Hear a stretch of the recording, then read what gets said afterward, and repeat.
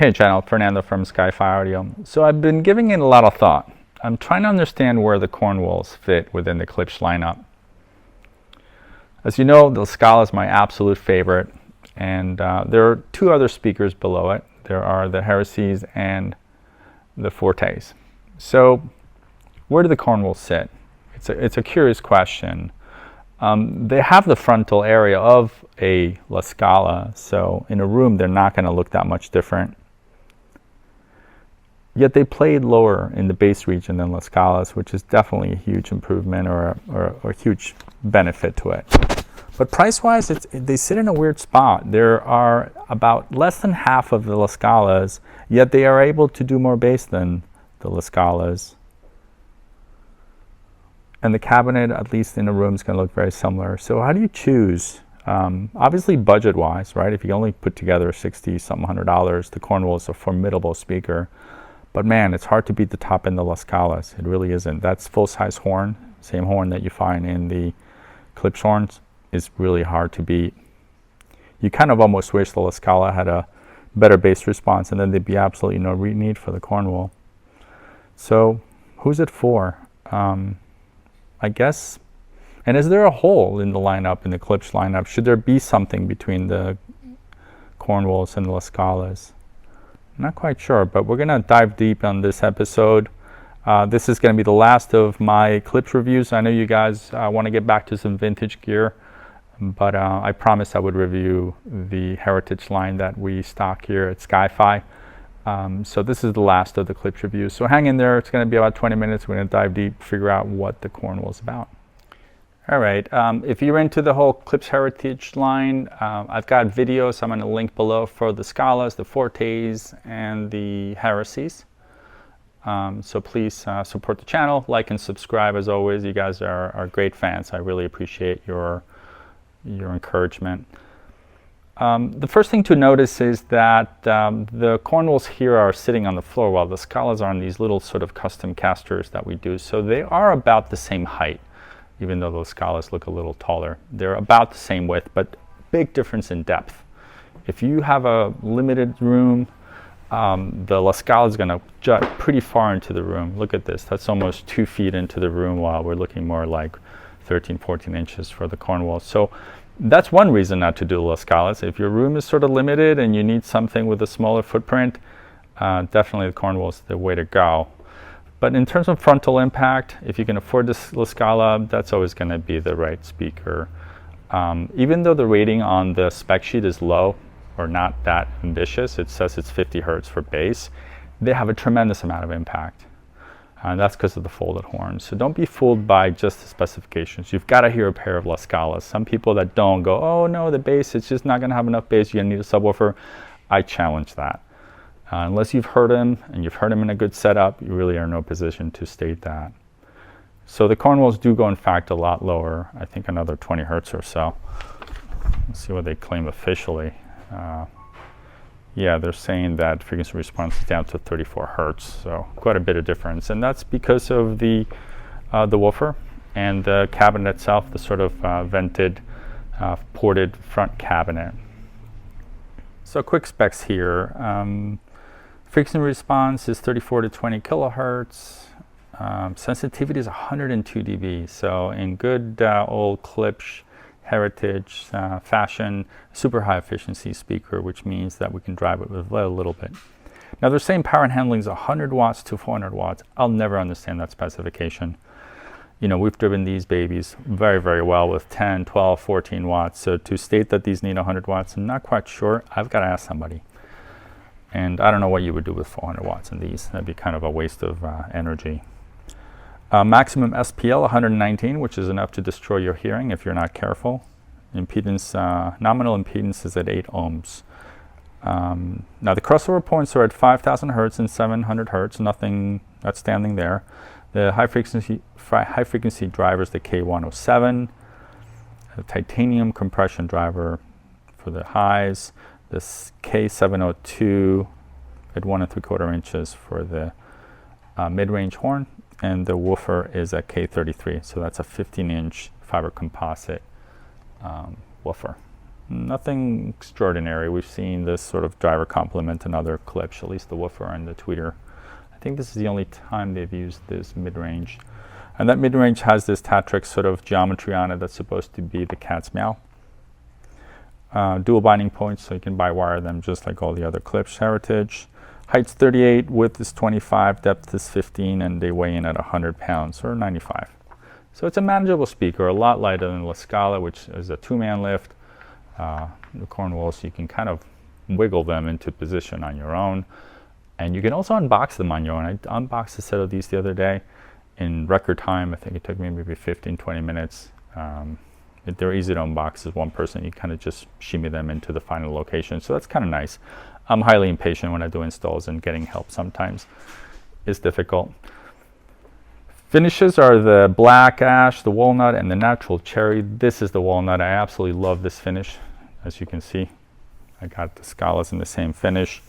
See some variations here, obviously, in the veneer, depending on the angle. If you kind of swing this way, the reflections kind of change and change the grain a bit. But beautiful, beautiful finishes. This veneer, as you can see, is perfectly matched from edge to edge. So the grain starts here and then it carries beautifully into the sides.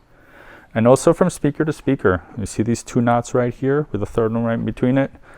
I can see them right here as well. So, you know, gone are the days of Klipsch speakers that are painted black with beat up MDF and all sorts of ply. So now they're fine furniture pieces like we like to see nowadays in our living rooms. The grills leave a bit to be desired, at least these grills. This is some sort of plastic material that I've noticed will sag a bit after a while for no apparent reason. I've unboxed ones where the grill was a little bit saggy right out of the box, brand new, and others have been sitting here for months without any issues. So it's a bit of a random shop, but you know, Klipsch has an amazing warranty. You call them and tell them that your grill is sagging, and they'll help you out. We also have the ability to order these speakers with those grills. I don't know if you've noticed, but if you're a LaScala fan, these are not the grills that go with LaScala. These are cotton grills that come on the Fortes, or at least the fabric is the one that comes on the Fortes with the distressed oak finish. We've figured out a way to actually mix it up a little bit and order the favorite fabric for our favorite speaker. That's what we did right there. So I suspect we could do the same for the Cornwalls. We haven't done it yet, but I bet we can. You just have to be able to navigate the world of Klipsch dealer ordering. Other than that, they're magnetic, which is super sweet. They travel with these little donuts in place that need to be taken off. I think that so it doesn't scratch the baffle. But tons of magnets to hold these in place so they don't rattle, which is a really nice feature. Long are the days gone of breaking binding posts or breaking the grill posts. This is not the right spacing. This is just what fits in this Bay 1 here at Sky-Fi Audio. I'll give you a shot of what it looks like. So these would normally be about another 2 feet wider from each other. They're ported in the front. Here they have 3 massive ports, which is super cool.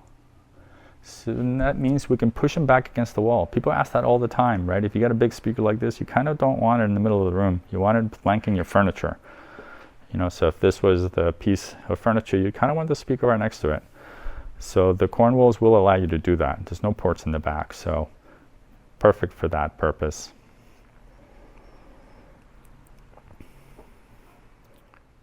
On the back, there's really nothing remarkable. You will find the labels up top, including signature of the dude that tested it, which is kind of cool. And typical Heritage aluminum binding posts, which should not be tightened with a wrench. We've noticed that if you do tighten them with a wrench, they will spin. So just a real nice strong finger tight is the right answer here. These come with jumpers, so you can use a single set of wires, which is, well, it's a controversial subject, but from an engineering point of view, there's no benefit to having a second binding post unless you're biamping. So a single wire configuration is just fine for if you're using the jumpers. So nothing remarkable in the back. So when you take the grills off, they look quite different. The Cornwalls, Obviously all the black paint shows through, and from a front profile there's very little wood visible, so I tell people that if they're sort of between the walnut and the black, that the walnut can look black with the grills off of it, and you can kind of test it out in the room and see what you like better. But they're fairly imposing. It's a big speaker, and dimensionally it looks bigger than the LaScala. I think it's because it's a single piece baffle. The LaScala thins out a little bit in design because the grill only covers half of it. So I'm a much bigger fan of the LaScala aesthetically. I think the Cornwall is a bit odd in shape and size. There are very few speakers in that shape and size out there, and it's for a reason. It looks a little unusual. But if you match it with the right piece of furniture, like here we've got a Symbol Audio McIntosh edition walnut solid wood 2x2 rack, and if you put those speakers next to this, in other words, proportionally match your rack to the speakers, the Cornwalls do look a lot better. It's when they sit on their own that they look a little odd.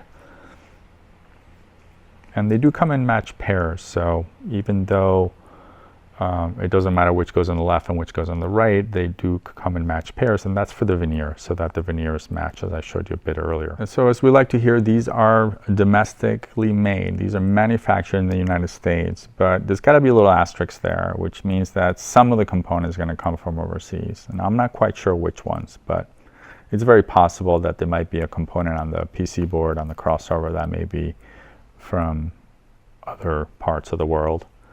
But I know the woofers and most of the important bits in the Heritage series is sourced here in the United States, which is fantastic.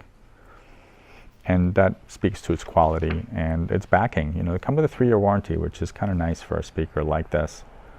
You can drive them hard and not be afraid of getting stuck with a blown speaker or something like that. It's also a generational speaker. I hear this a lot about people that comment on both videos and when they're here at the store saying that, yeah, I had Fortes, you know, 30 years ago, and I handed them down to my son or my brother-in-law or my grandchild. They seem to stick around a bit more than other brands.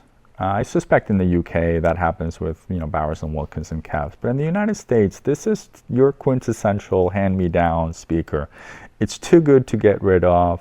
People love them, and maybe you kind of gravitate away from a Klipsch at some point, but people are more likely to pass them on to a family member than they are to put them on the curb or sell them or give them away. So I like to see that, and I've had a lot of examples of that. I wish I could quantify them for you, but I do hear it more than any other speaker. These tend to stick in the family. Now that super high efficiency, 100 and something dB, gives you a lot of flexibility in terms of amplification, and I like that because I like to play with stuff. So I can put, you know, 4 watts on these and get good volume out of them, or I could put 75 watts, which is my favorite amplifier for these, the McIntosh MC275. This is the latest version. Just unboxed this a few minutes ago. Great match for really all the Heritage products from Klipsch. If you don't want to do the research and you want to get right to it and you can afford an MC275, it's a safe bet.